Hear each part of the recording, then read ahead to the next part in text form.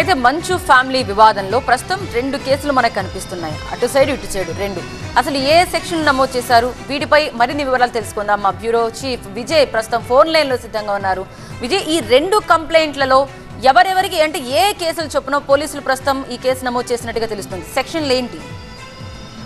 ముందుగా మంచు మనోజ్ ఇచ్చినటువంటి ఫిర్యాదులో భాగంగా అతను అన్నోన్ వ్యక్తులపై ఇచ్చాడు. అతను ఇచ్చినటువంటి ఏవైతే కంప్లైంట్ ప్రకారంగా 3 సెక్షన్ల కింద ప్రస్తుతం కేసు నమోదు చేశారు. మంచు మనోజ్ ఇచ్చిన ఫిర్యాదు పైన మొత్తం 10 మంది అనుచరుల పైన ఈ కేసు రిజిస్టర్ అయింది. దాదాపు అతన్ని కొట్టడంతో పాటుగా అతని పైన బెదిరించడం, గాయాలు చేయడం, ఈ మొత్తం 3 సెక్షన్ల కింద అటు మంచు మనోజ్ ఇచ్చిన కంప్లైంట్ మీద 10 మంది పైన కేసు నమోదైంది. దాంట్లో ఆయన ఇచ్చిన ఫిర్యాదులో అన్నోన్ పర్సన్స్ తన పైన దాడి చేశారంటూ చెప్పారు కాబట్టి ఆ నేపథ్యంలోనే ఈ కేసు నమోదై మరోవైపు మంచు మనోజ్ ఏదైతే మోహన్ బాబు ఇచ్చినటువంటి ఫిర్యాదు దాంట్లో భాగంగా మంచు మనోజ్ తో పాటుగా మౌనిక ఇద్దరి పైన కూడా కేసు నమోదు చేశారు. ఇద్దరు కూడా ఇంట్లోకి చొరబడి తన పైన దాడి చేసే ప్రయత్నం చేశారు, ప్రాపర్టీని డ్యామేజ్ చేసే ప్రయత్నం చేశారని మోహన్ బాబు ఇచ్చిన ఫిర్యాదు మేరకు వాళ్ళిద్దరి పైన కూడా కేసు నమోదైంది. ఇప్పుడు ప్రస్తుతానికి పోలీసులు ఇద్దరు ఇచ్చిన కంప్లైంట్ పైన ఫిర్యాదు మేరకు కేసు నమోదు చేశారు కాబట్టి దీనిపైన ఇన్వెస్టిగేషన్ లో భాగంగా అందరి స్టేట్మెంట్ కూడా రికార్డ్ చేసే అవకాశం కనిపిస్తుంది. ఈ రోజు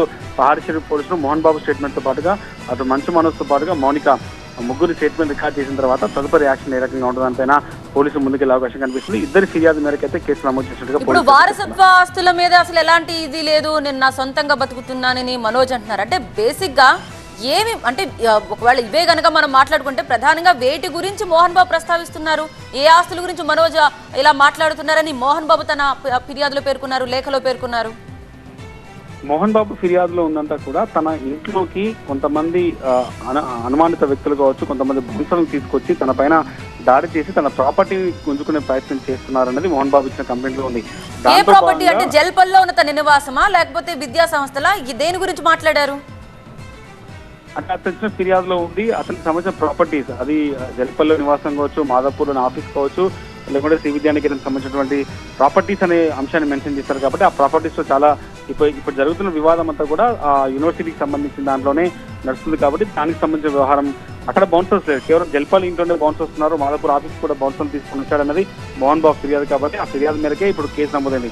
ఫర్దర్ గా ఈ కేసులో మోహన్ బాబు ఫ్యామిలీ ఏ రకంగా ఉంటుంది, అందరూ కలిసి కూర్చొని ఏదైనా డెసిషన్ తీసుకుంటారు లేకపోతే పోలీసులు ఎంటర్ అయ్యి అందరు స్టేట్మెంట్ రికార్డ్ చేసిన తర్వాత ఒకరిపైన యాక్షన్ తీసుకుంటారని మాత్రం చూడాల్సి ఉంది. ఏదేమైనా ఈ రోజు మోహన్ బాబుకు సంబంధించిన ఫ్యామిలీ ఇష్యూలో కొన్ని కీలక పరిణామాలు చేసుకునే అవకాశం కనిపిస్తుంది. మంచు విష్ణు కాసేపట్లోనే ఆయన కొద్దిసేపు హైదరాబాద్ కి వచ్చారు, కాసేపట్లోనే ఒక మీటింగ్ ఉంటుందని చెప్తున్నారు కాబట్టి ఏం జరగబోతుంది, జల్పల్ నివాసానికి వస్తారా లేకపోతే అందరూ కలిసి మోహన్ బాబుకు ఉన్నటువంటి మాదాపూర్ ఆఫీస్కి వచ్చి అక్కడ ఇష్యూకి సంబంధించి చేస్తారా లేకుంటే పోలీసులు ఎంటర్ అయ్యి దీంట్లో అందరు స్టేట్మెంట్ రికార్డ్ చేస్తారు, ఇవన్నీ కూడా ఏం జరగబోతుంది కాసేపట్లో తెలిసే అవకాశం. Right, thank you Vijay, details అందించిన